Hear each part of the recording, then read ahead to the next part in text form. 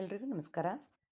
5ನೇ ತರಗತಿ ಇಂಗ್ಲೀಷ್ 2ನೇ ವಾರದ ಚಟುವಟಿಕೆಗಳು ಏನು ಅನ್ನೋದನ್ನು ನೋಡೋಣ. ಇಲ್ಲಿ ಲರ್ನಿಂಗ್ ಔಟ್ಕಮ್ ಏನು ಕೊಟ್ಟಿದ್ದಾರೆ ಅಂತಂದರೆ, reads a short story with understanding, writes simple sentences and retells the story based on a given sequence of pictures ಅಂತ ಕೊಟ್ಟಿದ್ದಾರೆ. So first day Monday sight words rocket ಅಂತ ಆ್ಯಕ್ಟಿವಿಟಿ ಇದೆ. Next Tuesday, play with syllables. Wednesday, picture sequencing and story writing. 11th day, read, write and retell.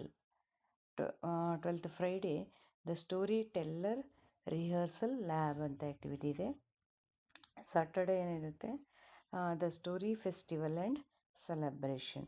ಹಾಗಿದ್ರೆ ಇವನ್ನ ಪ್ರತಿದಿನ ಯಾವ ರೀತಿಯಾಗಿ ಮಾಡೋದು ಅನ್ನೋದನ್ನು ಡೀಟೇಲಾಗಿ ನೋಡೋಣ. Day 7, Sight with Racket ಅಂತ. Students will be able to recognize and read aloud target 2 to 4 letter and 5 to 7 letter sight words.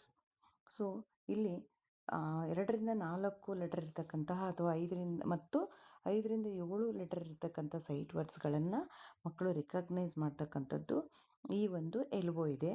ಅದಕ್ಕೆ ಏನೇನು ಬೇಕು LTMs ಅಂತಂದರೆ, ನಮಗೆ ಫ್ಲ್ಯಾಶ್ ಕಾರ್ಡ್ಸ್ ಬೇಕು. ಅಂದರೆ 2ರಿಂದ 4 ಲೆಟರ್ ಇರ್ತಕ್ಕಂಥ ವರ್ಡ್ಸ್ಗಳದ್ದು ಫ್ಲ್ಯಾಶ್ ಕಾರ್ಡ್, ಹಾಗೆ 5ರಿಂದ 7 ಲೆಟರ್ ಇರ್ತಕ್ಕಂಥ ಫ್ಲ್ಯಾಶ್ ಕಾರ್ಡ್ಸ್. ಇಲ್ಲಿ ಯಾವ್ಯಾವ ಫ್ಲ್ಯಾಶ್ ಕಾರ್ಡ್ ಅಂತ ಆಲ್ರೆಡಿ ತೋರಿಸಿದ್ದಾರೆ. ಫಾರ್ ಗೇಮ್ಗೆ ಏನು ಬೇಕು ಅಂತಂದರೆ, ಒಂದಷ್ಟು ಲಾರ್ಜ್ 10-12 ವರ್ಡ್ಸ್ಗಳನ್ನು ಬರ್ಕೊಂಡು ಅವುಗಳನ್ನು ನೆಲದ ಮೇಲೆ ಇಟ್ಟು ಮಕ್ಕಳಿಗೆ ಆಟ ಆಡ್ಸೋಕ್ಕೆ ಬೇಕದು. ಜಂಪ್ ಗೇಮ್ ಅಂತ ಒಂದಿದೆ. ಅದಕ್ಕೋಸ್ಕರ ಒಂದು ಆಟ ಆಡೋಕ್ಕೋಸ್ಕರ ಮಕ್ಕಳಿಗೆ ಆ ಒಂದು ಫ್ಲ್ಯಾಶ್ ಕಾರ್ಡ್ಸ್ ಕೂಡ ಬೇಕಾಗುತ್ತೆ. ಸೊ ಇಲ್ಲಿ ಮಕ್ಕಳಿಗೆ ಸ್ಟೆಪ್ 1ಅಲ್ಲಿ 2ಇಂದ 4 ಲೆಟರ್ಸ್ ವರ್ಡ್ಸ್ಗಳನ್ನು ಹೇಳಿ ತೋರಿಸಿ ಅವುಗಳನ್ನು ನಾವು ಕೂಡ ಟೀಚರ್ಸ್ ಹೇಳಬೇಕು. ಮೊದಲು ಮಕ್ಕಳು ನಮ್ಮ ನಂತರ ರಿಪೀಟ್ ಮಾಡಬೇಕು. ಆಮೇಲೆ ನಾವು ತೋರಿಸಿದ ವರ್ಡನ್ನು ಮಗು ಹೇಳಬೇಕು. ಇಲ್ಲಿ ವಿತ್ ಸ್ಪೆಲ್ಲಿಂಗನ್ನು ಇವುಗಳಿಗೆ ಕಲಿಸ್ಬೇಕಾಗಿದೆ ಮಕ್ಕಳಿಗೆ. ನೆಕ್ಸ್ಟ್ ಸ್ಟೆಪ್ 2ಅಲ್ಲಿ 5 to 7 letter words, same procedure. Flash ಕಾರ್ಡ್ನ ತೋರಿಸಿ ಸ್ಪೆಲ್ಲಿಂಗ್ ಸಮೇತ ನಾವು ಹೇಳ್ತಾ ಮಕ್ಕಳ ಕಡೆಯಿಂದ ಹೇಳಿಸ್ಬೇಕು. ಆನಂತರ ನಾವು ಯಾವ ಫ್ಲ್ಯಾಶ್ ಕಾರ್ಡ್ ತೋರಿಸ್ತೀವೋ ಅಥವಾ ಯಾರನ್ನು ಕೇಳ್ತೀವೋ ಅವರು ಆ ವರ್ಡನ್ನು ಹೇಳಬೇಕು. ನೆಕ್ಸ್ಟ್ ಏನು ಮಾಡಬೇಕು, ಬೋರ್ಡ್ ಮೇಲೆ ಒಂದು ಸೆಂಟೆನ್ಸ್ ಬರೆದು ಅಲ್ಲೊಂದು ಸೈಟ್ ವರ್ಡ್ ಇರಬೇಕು. ಆ ಸೆಂಟೆನ್ಸಲ್ಲಿ ಆ ಸೈಟ್ ವರ್ಡನ್ನು ಖಾಲಿ ಬಿಡಬೇಕು. ಖಾಲಿ ಬಿಟ್ಟು ಮಕ್ಕಳಿಗೆ ಆ ಒಂದು ವರ್ಡ್ ಇರ್ತಕ್ಕಂಥ ಆನ್ಸರ್ ಇರ್ತಕ್ಕಂಥ ಸೈಟ್ ಫ್ಲ್ಯಾಶ್ ಕಾರ್ಡು ಮತ್ತು ಇನ್ನೊಂದು ಫ್ಲ್ಯಾಶ್ ಕಾರ್ಡನ್ನ ಶೋ ಮಾಡಿ, ಇದರಲ್ಲಿ ಕರೆಕ್ಟಾಗಿರೋದು ಯಾವುದು, ಇಲ್ಲಿ ಯಾವ್ದು ಫಿಲ್ ಮಾಡೋಣ, ಈ ಥರದ್ದು ಒಂದು ಸುಮಾರು ಇಲ್ಲಿ 3 ಎಕ್ಸಾಂಪಲ್ ಕೊಟ್ಟಿದ್ದಾರೆ. ನಾವು ನಮ್ಮ ಕ್ಲಾಸಿಗೆ ನೀಡಿರ್ತಕ್ಕಂಗೆ ನಾವು ಹೆಚ್ಚು ಎಕ್ಸಾಂಪಲ್ಸ್ನ ಹೆಚ್ಚು ಸೆಂಟೆನ್ಸ್ಗಳನ್ನ ಯೂಸ್ ಮಾಡ್ಬೋದು. ಸ್ಟೆಪ್ 3ಯಲ್ಲಿ ಗೇಮ್ಸ್ ಕೊಟ್ಟಿದ್ದಾರೆ. 2 ಗೇಮ್ ಇದೆ ಇಲ್ಲಿ.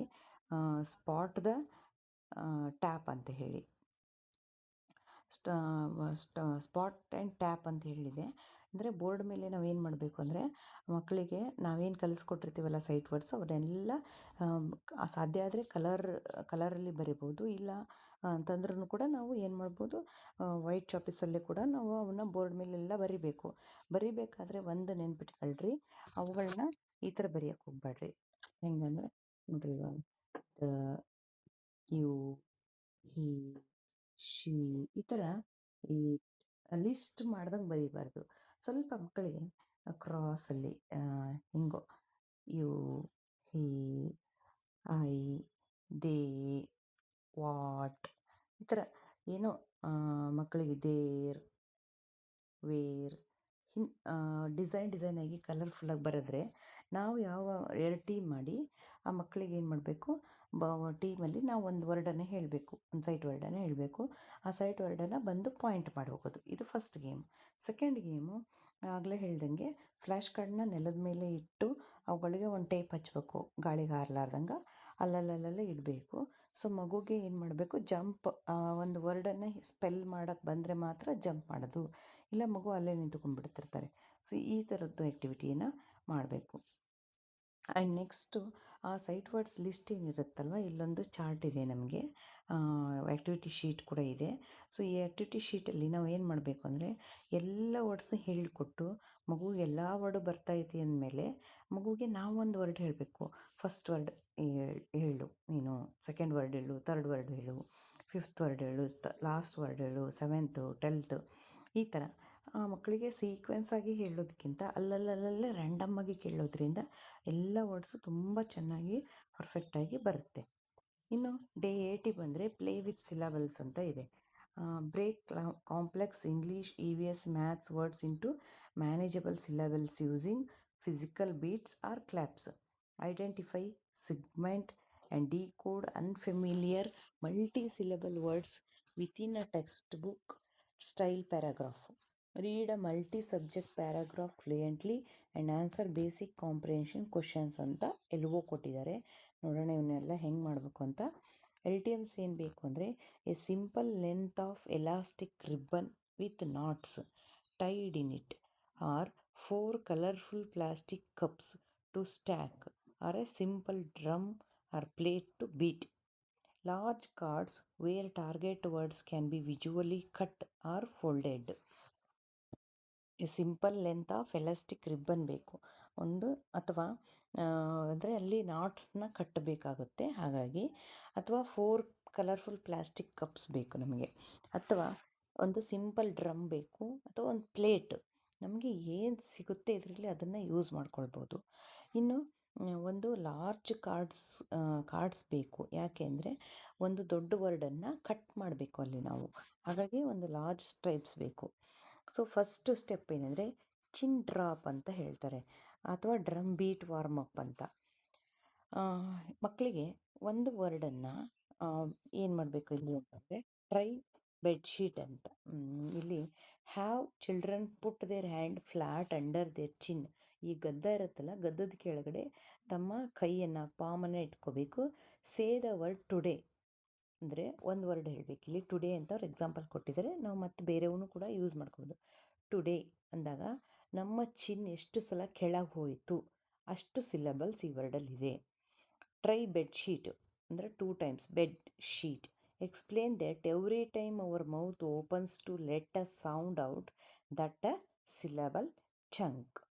ಮಕ್ಕಳಿಗೆ ಏನಂದರೆ ಈ ಗದ್ದನ ಕೆಳಗಡೆ ಇಟ್ಕೊಂಡು, ಕೈನ ಗದ್ದದ ಕೆಳಗಡೆ ಇಟ್ಕೋಬೇಕು. ನಾವು ಒಂದು ವರ್ಡನ್ನು ಹೇಳಿದಾಗ ಸ್ಪೆಲ್ಲಿಂಗ್ ಅಲ್ಲ, ಇಲ್ಲಿ ವರ್ಡನ್ನು ಹೇಳಿದಾಗ ಸ್ಪೆಲ್ಲಿಂಗ್ ಬೇರೆ, ಸಿಲಬಲ್ಸ್ ಬೇರೆ. ಸಿಲಬಲ್ಸ್ ಅಂದರೆ ನಮ್ಮ ಕನ್ನಡದಲ್ಲಿ ಹೇಳಬೇಕು ಅಂದರೆ ಅಕ್ಷರಗಳು ಅಂತ ಹೇಳ್ಬೋದು ನಾವಿಲ್ಲಿ ಇಂಗ್ಲೀಷಲ್ಲಿ ಈಸಿಯಾಗಿ. ಸೊ ನಮ್ಮ ಚಿನ್ನನ್ನು ಗದ್ದದ ಕೆಳಗಡೆ ಕೈಯನ್ನು ಇಟ್ಕೊಂಡಾಗ ಏನು ಮಾಡಬೇಕು, ಆ ವರ್ಡನ್ನು ಹೇಳಿದಾಗ ಟುಡೇ ಅಂದಾಗ ನಮ್ಮ ಗದ್ದ ಎಷ್ಟು ಸಲ ಕೆಳಗೆ ಹೋಯಿತು ಅಷ್ಟು ಸಿಲಬಲ್ಸ್ ಆ ವರ್ಡಲ್ಲಿದೆ ಅಂತ ಹೇಳಿದರು. ಇಲ್ಲಿ ಒಂದಷ್ಟು ಕೊಟ್ಟಿದ್ದಾರೆ. ಅಥವಾ ರಿದಮ್ ಬೀಟ್ ಅಂತ ನಾವು ಡ್ರಮ್ ತೊಗೋಬೋದು, ಒಂದು ಪ್ಲೇಟ್ ತೊಗೋಬೋದು, ಒಂದು ಕಡ್ಡಿ ತೊಗೋಬೋದು, ಅಥವಾ claps, better to clap. Today 2 taps, bedsheet 2 taps. ನ್ಯೂಸ್ ಪೇಪರಲ್ಲಿ ನ್ಯೂಸ್ ಪೇಪರ್ಸ್ 3 ಟ್ಯಾಪ್ಗಳು. Spectacles 3 taps. ಹಾಗೆ ಹ್ಯಾಂಡ್ ಕರ್ಚಿಪ್ಪಿಗೆ ಹ್ಯಾಂಡ್ ಕರ್ಚಿಪ್. ಇಲ್ಲಿ ಆ್ಯಕ್ಚುಲಿ ಇಲ್ಲಿ ಕೊಟ್ಟಿದ್ದಾರೆ, ಇನ್ನೊಂದು ನೋಟ್ ಕೂಡ ಕೊಟ್ಟಿದ್ದಾರೆ ನೋಡಿ.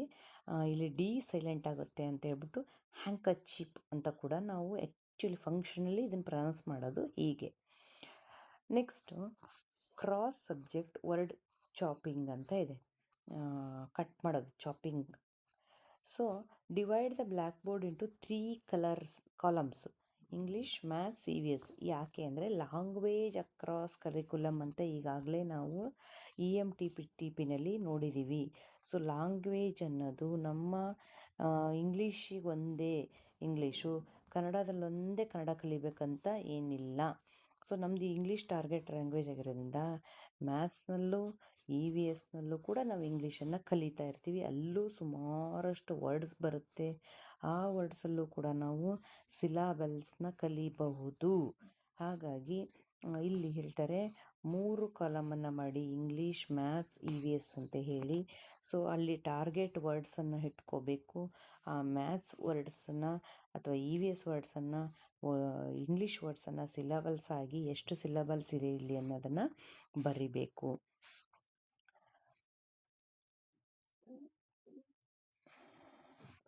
ಸೊ ಇದು ಮಿಸ್ ಆಗಿ ಡೇ 4 ಅಂತ ಕೊಟ್ಟಿದ್ದಾರೆ. ಸೊ ಇದು ಡೇ 8 ಇರ್ತಕ್ಕಂಥದ್ದು ವರ್ಕ್ಶೀಟೇ. ಸೊ ಇಲ್ಲಿ ಒಂದು ಪ್ಯಾರಾಗ್ರಾಫ್ ಕೊಟ್ಟು ಅಲ್ಲಿ ಕೀವರ್ಡ್ಸನ್ನು ಬೋಲ್ಡ್ ಲೆಟರ್ಸಲ್ಲಿ ಕೊಟ್ಟಿದ್ದಾರೆ. ಸೊ ಈ ಬೋಲ್ಡ್ ಲೆಟರ್ಸಲ್ಲಿರ್ತಕ್ಕಂಥ ವರ್ಡ್ಸ್ಗಳನ್ನು ನಾವೇನು ಮಾಡಬೇಕು, ಸಿಲ್ಲಬಲ್ಲಾಗಿ ಮಾಡಬೇಕು ಅವುಗಳನ್ನು. ಇಲ್ಲಿ ನೋಡಿ ಕೊಟ್ಟಿದ್ದಾರೆ, ಒಂದು ವರ್ಡ್ ಕೊಟ್ಟಿದ್ದಾರೆ, ಅದನ್ನು ಚಾಪ್ ಇಂಟು ಪಾರ್ಟ್ಸ್, ಅದನ್ನು ಪಾರ್ಟಾಗಿ ಚಾಪ್ ಮಾಡಿ ನೆಕ್ಸ್ಟ್ ಹೌ ಮೆನಿ ಚಂಕ್ಸ್, ಎಷ್ಟು ಚಂಕ್ಸ್ಗಳಾಯಿತು ಅನ್ನೋದನ್ನು ಬರೀಬೇಕು. Read A story again and answer 3-4 simple questions ಅಂತ ಕೊಟ್ಟಿದ್ದಾರೆ. ಈ ಸ್ಟೋರಿನ ಮೇಲ್ಗಡೆ ಸ್ಟೋರಿಯನ್ನು ಓದಿ ಕೆಳಗಡೆ ಇರೋ ಕ್ವಶನ್ಸ್ಗೆ ಆನ್ಸರ್ ಮಾಡಬೇಕು. ಇದು 8th ಡೇದು ವರ್ಕ್. ಇನ್ನು 9th ಡೇದು picture sequencing and story writing ಎಲ್ಲಿ ಹೋಯ್ತಲ್ವಾ.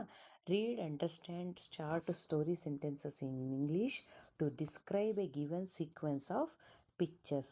Trace the correct sequence of events using visual clues and confidently retell the story orally in English. Orally ನೆನ್ಪಿಟ್ಕೊಳ್ಳಿ, orally. Read and understand short story sentences in English to describe a given sequence of pictures. LTMs ಏನು ಬೇಕು ಅಂದರೆ big story chart. Big story chart, a large chart paper containing the poem Papa's Spectacles, written in clear, bold text, surrounded by simple hand-drawn illustrations of Papa's frantic search. ಅಂದರೆ ಒಂದು story ಚಾರ್ಟನ್ನು ದೊಡ್ಡ ಲೆಟ್ರಲ್ಲಿ ಇರಬೇಕು, ಅಕ್ಷರಗಳು bold ಆಗಿರಬೇಕು, simple ಆಗಿರ್ತಕ್ಕಂತಹ ಇಲಿಸ್ಟ್ರೇಷನ್ಸ್ನ ಕೊಟ್ಟಿರಬೇಕು.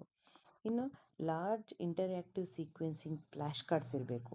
A set of 4 large thick cardboards each featuring 1 scene from the comic panel. ಅಂದ್ರೆ number ಹಾಕಿರ್ಬಾರ್ದು, ಇಲ್ಲಿ ಕೊಟ್ಟರೆ ನೋಡ್ರಿ, ಯಾವುದೇ ಕಾರಣಕ್ಕೂ ಇಲ್ಲಿ ಆ ಸ್ಟೋರಿಯನ್ನು 4 ಭಾಗಗಳಾಗಿ ಮಾಡ್ಕೊಳ್ರಿ ಪಿಕ್ಚರನ್ನು, ಬಟ್ ನಂಬರ್ ಕೊಡಬೇಡ್ರಿ 1 2 3 4 ಅಂತ ಹೇಳಿ. ಯಾಕೆಂದರೆ ಮಗುಗೆ ಅದೇ ಇರೋದು, ಆ ಮಗುಗೆ ಆ ಸ್ಟೋರಿ ಹೇಳ್ತಾ ಸೀಕ್ವೆನ್ಸಲ್ಲಿ ಅದನ್ನು ಆರ್ಡ್ರನ್ನ ಮಾಡಬೇಕು. ಸೊ ಏನು ಮಾಡಬೇಕು ಅಂತ ಕೂಡ ಕೊಟ್ಟಾರ. ಅಂದರೆ ಸೀನ್ 1ನಲ್ಲಿ lost spectacles everywhere, next cannot read cannot cut, next ಸೀನಲ್ಲಿ inside pockets under the chair, next smile on your head. ಈ ಥರ ಇರ್ತಕ್ಕಂಥದ್ದು ಸ್ಟೋರಿಯನ್ನು ಮಾಡಬೇಕು. This is the story. ಇಲ್ಲಿದೆ ನೋಡ್ರಿ ಸ್ಟೋರಿ ಹೇಗಿದೆ. ಇಷ್ಟು ಸಿಂಪಲ್ ಆಗಿರೋ ಸ್ಟೋರಿ ಚಾರ್ಟ್ ಇದೆ. ಇದನ್ನು ಸ್ವಲ್ಪ ದೊಡ್ಡದಾಗಿ ನಾವು ಬೇರೆ ಒಂದು ಚಾರ್ಟಲ್ಲಿ ನೀಟಾಗಿ ಬರ್ಕೊಂಡು ತೋರಿಸ್ಬೇಕು. ಪ್ರೊಸೀಜರ್ ಏನು ಹೇಳ್ತಾರೆ ಅಂತಂದರೆ, display a large colourful story chart or writes the prose version of Papa spectacles on the board. Papa ಸ್ಪೆಕ್ಟಾಕಲ್ಸ್ನ ನಾವು ಏನು ಮಾಡಬೇಕು, ಅದನ್ನು ದೊಡ್ಡದಾಗಿ ಬರೆದು ಚಾರ್ಟ್ ಪೇಪರ್ಸಲ್ಲಿ ಇಟ್ಕೋಬೇಕು. Reads aloud with expressions showing how Papa is worried because he cannot read his morning newspaper without his glasses. ಹೀಗೆ ಅಂದರೆ ಸ್ವಲ್ಪ ಗೆಸ್ಚರ್ಸ್ ಯೂಸ್ ಮಾಡಿ, ಆ್ಯಕ್ಟಿಂಗ್ ಮಾಡಿ ಅದನ್ನು ಸ್ಟೋರಿನ ಹೇಳಬೇಕು. Ask comprehension questions to check understanding. ಅಲ್ಲಲ್ಲೇ ಕ್ವಶನ್ಸ್ನ ಕೇಳಬೇಕು. Where did Papa look, why was he angry, where were the glasses at last. ಈ ಥರ ಕಾಂಪ್ರಿಹೆನ್ಷನ್ ಕ್ವಶನ್ಸ್ನ ಕೇಳಬೇಕು. Next activity with activity sheet, working with activity sheet.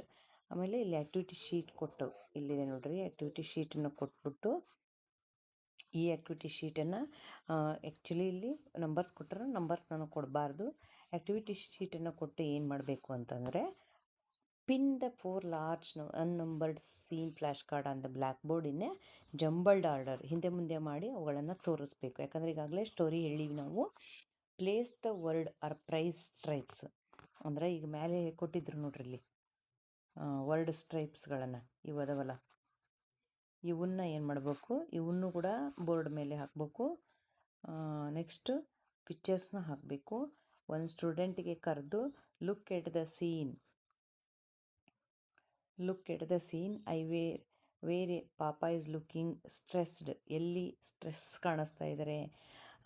Find the word, ಆ ವರ್ಡನ್ನು ಹುಡುಕು, ಅದಕ್ಕೆ ಸಂಬಂಧಪಟ್ಟದ್ದನ್ನು. ಸೊ ಆ ಪಿಕ್ಚರ್ ಮುಂದೆ ನೀನೇನು ಮಾಡು, ಅದನ್ನು ಪ್ಲೇಸ್ ಮಾಡು. ಸೊ ನಮಗೆ ಬ್ಲ್ಯಾಕ್ ಬೋರ್ಡ್ ಮೇಲೆ ಮಾಡೋಕ್ಕಾಗಿಲ್ಲ ಅಂತಂದರೆ ನೆಲದ ಮೇಲೂ ಕೂಡ ಮಾಡಿಕೊಳ್ಬಹುದು. ಒಟ್ಟಾರೆ ಆ ಎಲ್ಬು ರೀಚ್ ಆಗಬೇಕು. ಕೆಲವೊಂದು ಆ್ಯಕ್ಟಿವಿಟೀಸ್ನ ನಮ್ಮ ಸ್ಥಳೀಯ ಪರಿಸರಕ್ಕೆ ತಕ್ಕಂಗೆ ಚೇಂಜ್ ಮಾಡ್ಕೊಳ್ಬೋದು. ಹೋಲಾಗಿ ಚೇಂಜ್ ಮಾಡೋಂಗಿಲ್ಲ, ಇಡೀ ಇದನ್ನೇ ಆ್ಯಕ್ಟಿವಿಟಿನೇ ಚೇಂಜ್ ಮಾಡೋಂಗಿಲ್ಲ. ಕೆಲವೊಂದನ್ನು ಚೇಂಜ್ ಮಾಡ್ಕೊ ಒಟ್ಟು ಎಲ್ ಒನ ರೀಚ್ ಆಗಬೇಕು. ಏನು ಎಲ್ ಒ ಇದೆ, ಸ್ಟೋರಿನ ರೀಟೆಲ್ ಮಾಡೋದು, ಸೀಕ್ವೆನ್ಸಲ್ಲಿ ಸೇರೋದು, ಕಾಂಪ್ರಿಹೆನ್ಷನ್ ಕ್ವಶನ್ಸ್ಗೆ ಆನ್ಸರ್ ಮಾಡೋದು. ನೆಕ್ಸ್ಟ್ ಪೀರ್ ರೀಟೆಲ್ಲಿಂಗ್ ಅಂತ ಕೊಟ್ಟಿದ್ದಾರೆ, ಅಂದರೆ ತನ್ನ ಫ್ರೆಂಡ್ಸಿಗೆ ಸ್ಟೋರಿಯನ್ನು ಹೇಳ್ತಕ್ಕಂಥದ್ದು. ನೋಡ್ರಿ, ಸ್ಟೋರಿ ಕೂಡ ಇದೆ, ಅಬ್ಸರ್ವೇಷನ್ ಇದೆ, ಕ್ವಶನ್ಸ್ ಇದೆ, ಇಷ್ಟೆಲ್ಲ ಆ್ಯಕ್ಟಿವಿಟಿ ಶೀಟಲ್ಲಿ ಕೊಟ್ಟಿದ್ದಾರೆ. ಇನ್ನು 10th ಡೇಗೆ ಬಂದರೆ ರೀಡ್, ರೈಟ್ ಆ್ಯಂಡ್ ರೀಟೆಲ್ ಅಂತ. Students will be able to read the complete a short contextual passage using sight words with 80% accuracy. Collaborate to form a 5 sentences story on the board. Copy the sentences neatly and orally retell the story of Akshata and Mittu using the picture clues. ಮಗುವಿಗೆ ಏನು ಮಾಡೋಣ ಮುಂದೆ procedure? Hand out the black and white activity sheet. Before reading ask the children to look at the picture and ask simple local questions. ಪಿಕ್ಚರ್ಸ್ನ ತೋರಿಸಿ ಮಕ್ಕಳಿಗೆ ಒಂದಷ್ಟು questions ಕೇಳಬೇಕು. ಏನು ಕ್ವಶನ್ಸ್ ಅಂತ ಕೂಡ ಕೊಟ್ಟಿದ್ದಾರೆ. What games are the children playing? What is Akshata holding? Where is her crutch resting? So ಈ ಥರ ಕ್ವಶನ್ಸ್ನ ಬಿಫೋರ್ ಟೆಲ್ಲಿಂಗ್ ಸ್ಟೋರಿ ಕೇಳಬೇಕು. Ask the children to try reading the sentences quietly. ಆ ಸೆಂಟೆನ್ಸ್ನ ನೀಟಾಗಿ ಓದಬೇಕು. Walk around the classroom. Provide gentle decoding help using syllables for names like Akshata, tomatoes. Prompt struggling students to fill in the blanks using the sight words they mastered yesterday. ಹಿಂದೆ ಕಲ್ತಿರ್ತಕ್ಕಂಥ ಯಾರು ನೋಡಿ ಇಲ್ಲಿ prompt struggling students ಅಂದರೆ ಈ ಸ್ಟೋರಿಲಿ ಯಾರಾದರೂ struggle ಮಾಡ್ತಾಯಿದ್ರೆ, ಹೇಳೋಕ್ಕಾಗ್ತಿಲ್ಲ site ವರ್ಡ್ಸ್ನ ಅಂದರೆ ಅವ್ರಿಗೆ ಹಿಂದೆ ಕಲ್ತಿರೋ ಸೈಟ್ ವರ್ಡ್ಸ್ಗಳನ್ನು ಪ್ರಾಕ್ಟೀಸ್ ಮಾಡೋಕ್ಕೆ ಬಿಡಿ. 7th ಡೇ ಮಾಡಿರ್ತೀವಲ್ಲ ಅವನ್ನ. Interactive discussion and board story building. 25 minutes ಇದಕ್ಕೆ ಟೈಮ್ ಕೊಟ್ಟಾರ. Go through the sentences one by one. Ask questions to get the answers. Who is this girl in the story? Children, this is Akshata. Excellent. Where is she sitting? She is sitting under the tree. Ask the children, shout out the answers, echo them clearly, enthusiastically back to the class, reinforce the sentence structure. ಒಬ್ಬರು answer ಮಾಡ್ಬೋದು, ಇಬ್ಬರು answer ಮಾಡ್ಬೋದು, ಎಲ್ಲರೂ ಮಾಡೋಕ್ಕಾಗಲ್ಲ. ಕನ್ನಡದಲ್ಲಿ ಹೇಳ್ತಾರೆ ಅಂದರೆ ಇದು ಲ್ಯಾಂಗ್ವೇಜ್ ಆ್ಯಕ್ಟಿವಿಟಿ ಆಗಿರೋದ್ರಿಂದ ಅವ್ರು ಕನ್ನಡದಲ್ಲಿ ಹೇಳಿದರೆ ಅದನ್ನು ನಾವು ಟೀಚರ್ಸು ಇಂಗ್ಲೀಷಲ್ಲಿ ಹೇಳಿ ಮಕ್ಕಳಿಗೆ ಮತ್ತೆ ನೀನು ಇಂಗ್ಲೀಷಲ್ಲಿ ಇದನ್ನು ರಿಪೀಟ್ ಮಾಡು ಅಂತ ಹೇಳ್ಕೊಡ್ಬೇಕು. ಸೊ ಫಸ್ಟಿಗೆ ಕೇಳಿದ ತಕ್ಷಣ ಕನ್ನಡದಲ್ಲಿ ಹೇಳ್ತಾರೆ ಅಂದ ತಕ್ಷಣ ಅಯ್ಯೋ ಕನ್ನಡದಲ್ಲಿ ಹೇಳ್ತಾರೆ ಅಂತ ಬಿಟ್ಟಿದೆ. ನಾವು ಮಕ್ಕಳು ಕನ್ನಡದಲ್ಲಿ ಹೇಳಿದ ಮೇಲೆ ಮತ್ತೆ ಇಂಗ್ಲೀಷಲ್ಲಿ ಅವ್ರಿಗೆ ನಾವು ಹೇಳಿಕೊಟ್ಟು ಇಲ್ಲಿ ಹೇಳಬೇಕು. ಇದು ಯಾರು ಅಂದರೆ ಅಕ್ಷತಾ ಅಂತ ಒಂದೇ ವರ್ಡ್ ಹೇಳ್ತಾರೆ. ಸೊ ನಾವು ದಿಸ್ ಈಸ್ ಅಕ್ಷತಾ ಅಂತ ಹೇಳಿ ಮಕ್ಕಳಿಗೆ ಹೇಳಿ ಇವಾಗ ದಿಸ್ ಈಸ್ ಅಕ್ಷತಾ ಅಂತ ಹೇಳಿಸ್ಬೇಕು. ಸ್ಟೋರಿ ಕೂಡ ಕೊಟ್ಟಿದ್ದಾರೆ. ಏನು ಮಾಡಬೇಕು ಅಂತ ಪೇರ್ ಶೇರ್ ಕೊಟ್ಟಿದ್ದಾರೆ. ಇಷ್ಟು ಡೇ 9ಗೆ. Next fill, write and retell ಅಂತ ಇದೆ. ಸೊ ಇದೆ ಅದೇ ಸ್ಟೋರಿದೆ, ಆ್ಯಕ್ಟಿವಿಟಿ ಶೀಟ್ ಇದೆ. ಆಲ್ರೆಡಿ 9th ಡೇ ಕಲ್ತಿರ್ತಾರೆ. ಇಲ್ಲಿ ಫಿಲ್ ಮಾಡೋದು, ರೀರೈಟ್ ಮಾಡೋದು ಮಾಡಬೇಕು ನೆನಪಿಸ್ಕೊಂಡು. ಇದು 10th ಡೇದು ಆ್ಯಕ್ಟಿವಿಟಿ. ತುಂಬ ಈಸಿ ಇದೆ, ವರ್ಕ್ಶೀಟ್ ವರ್ಕ್ ಅಷ್ಟೇ ಇರೋದು. ಇನ್ನು ಡೇ 11ಗೆ the storytellers rehearsal lab ಅಂತ ಇದೆ. ಏನು ನೋಡೋಣ ಇಲ್ಲಿ. ಲರ್ನಿಂಗ್ ಔಟ್ಕಮ್ ಏನಿದೆ, learning objective. The students will be deepen comprehension of core vocabulary, polish pronunciation through active listening and build student confidence through structured peer coaching. ಇಲ್ಲಿ ಚೆನ್ನಾಗಿ ಓದೋ ಮಕ್ಕಳನ್ನು ನಾವು ಹೆಲ್ಪ್ ತೊಗೊಂಡು ಮಾಡ್ತಕ್ಕಂಥ ಆ್ಯಕ್ಟಿವಿಟೀಸ್ ಇದಾವೆ. The story buffet and selection. Same ಸ್ಟೋರಿನೇ, Akshata and Mittu ಸ್ಟೋರಿನೇ ಮತ್ತೆ ರಿಪೀಟಾಗಿ ಯೂಸ್ ಮಾಡೋದು. ಪಾಪಾ ಸ್ಪೆಕ್ಟ್ಯಾಕಲ್ಸ್ ಅಂತಂದೇಳಿ, the story of our air ಅಂತ 3 ಸ್ಟೋರಿನ ಕೊಟ್ಟಿದ್ದಾರೆ ಇಲ್ಲಿ. Let teach children choose one favourite story they want to present on Saturday. ಸ್ಯಾಟರ್ಡೇಗೆ ಇದು ಯಾವುದು 11th ಡೇ ಅಂದರೆ ಫ್ರೈಡೇ ವರ್ಕು. ಸೊ ನೆಕ್ಸ್ಟ್ ಸ್ಯಾಟರ್ಡೇಗೆ ರೀಕ್ಯಾಪ್ಚುಲೇಷನ್ ಇರೋದ್ರಿಂದ ಇಲ್ಲಿ 3 ಸ್ಟೋರಿನಲ್ಲಿ ಯಾವುದನ್ನು ಬೇಕಾದರೂ ಮಕ್ಕಳು ಚೂಸ್ ಮಾಡ್ಕೊಳ್ಳಿ. ಒಂದೇ ಸ್ಟೋರಿನ ಇಬ್ಬರು ಮೂವರು ಚೂಸ್ ಮಾಡ್ಕೊತಾರೆ, ಪರವಾಗಿಲ್ಲ. The action word speed run ಅಂತ ಕೊಟ್ಟಾರೆ. ಇಲ್ಲಿ ಕೀವರ್ಡ್ಸನ್ನು ಕಲಿಸ್ಕೊಡ್ಬೇಕು ನಾವು ಮಕ್ಕಳಿಗೆ ಒಂದು ಸ್ಟೋರಿಲಿ. ಅಕ್ಷತಾಸ್ ಇದಕ್ಕೆ ಕೀವರ್ಡ್ಸ್ ಏನು ಕೊಟ್ರ? Sitting under, because, feeding tomatoes, best friends. Papa ಸ್ಪೆಕ್ಟಾಕಲ್ಸ್ಗೆ ಏನು ಕೊಟ್ಟಿದ್ದಾರೆ? Lost spectacles cannot read under the chair on his head ಅಂತ. Do a quick energetic whole class reading of these clues. ಅವನ್ನ ಯೂಸ್ ಮಾಡಿ, ಈಗಾಗಲೇ ಕಲಿಸಿರೋದ್ರಿಂದ ಇದು ತುಂಬ ಕಷ್ಟಕ್ಕಾಗೋದಿಲ್ಲ. ಸೊ ಇದನ್ನು ಮಕ್ಕಳು ಮಾಡಬೇಕು. ಸ್ಯಾಟರ್ಡೇ ಇದನ್ನು ಎನ್ಯಾಕ್ಟ್ ಮಾಡಬೇಕು. ಎನ್ಯಾಕ್ಟ್ ಮಾಡೋದು ಅಂದರೆ ಮಕ್ಕಳು ಆ ಥರ ರೆಡಿಯಾಗಿ 6th ಡೇ ಪ್ರೆಸೆಂಟ್ ಮಾಡಬೇಕು ಕ್ಲಾಸಲ್ಲಿ. ಗ್ರೂಪ್ ಮಾಡಿ ಗ್ರೂಪಲ್ಲಿ ಪ್ರೆಸೆಂಟ್ ಮಾಡಬೇಕು. The story telling festival and celebration day 12 ಅಂತಂದರೆ ಸ್ಯಾಟರ್ಡೇ ಆ ಮಗು ಏನು ಮಾಡುತ್ತೆ? ಇದನ್ನೇ ಸ್ಟೋರಿಯನ್ನು ಹೇಳಿ ಎನ್ಯಾಕ್ಟ್ ಮಾಡಿ ತೋರಿಸುತ್ತೆ. ತುಂಬ ಸಿಂಪಲ್ಲಾಗಿ 5-6 ಸೆಂಟೆನ್ಸ್ ಇರೋ ಸ್ಟೋರಿ ಇದ್ದಾವೆ, ಕಷ್ಟಕ್ಕೇನಿಲ್ಲ. ಸೊ ಅಂದರೆ ಆಲ್ರೆಡಿ ಹೋಲ್ ಡೇ, ಒಂದು ಹೋಲ್ ಪೀರಿಯಡ್ ನಾವು ಅದನ್ನು ಹೇಳ್ಕೊಟ್ಟಿರೋದ್ರಿಂದ, ಮತ್ತು ಇದನ್ನ ನಾವು ಮೊದಲೇ ತಿಳ್ಕೊಂಡಿರಬೇಕು. ಯಾವಾಗಲೂ ಒಂದು ವಾರದ ಪೂರ್ತಿ ಸ್ಟಡಿ ಮಾಡೋಣ. ಯಾಕಂದರೆ ಒಂದು ಎಲ್ ಒನ ಅಥವಾ 2 ಎಲ್ ಒನ ಇಡೀ ವಾರ ಅದನ್ನೇ ಪದೇ ಪದೇ ಅದೇ ಆ್ಯಕ್ಟಿವಿಟೀಸ್ ಇರೋದರಿಂದ, ಸೊ ನಮ್ಮ ಲಾಸ್ಟ್ ಡೇ ಏನು ಬೇಕು ಅನ್ನೋದನ್ನು ಮೈಂಡಲ್ಲಿ ಇಟ್ಕೊಂಡು ನಾವಿಲ್ಲಿ ಆ್ಯಕ್ಟಿವಿಟೀಸ್ ಕಲಿಸಿದರೆ ತುಂಬ ಈಸಿಯಾಗಿ ವರ್ಕ್ ನಡೆಯುತ್ತೆ. ಸೊ ಇವತ್ತು ನಾವು ಪಾಠ ಮಾಡ್ತಿರ್ತೀವಲ್ಲ, ಆವಾಗಲೇ ಸ್ವಲ್ಪ ಇದನ್ನು ಚೆನ್ನಾಗಿ ಓದೋ ಮಕ್ಕಳಿಗೆ ಏನು ಮಾಡಬೇಕು?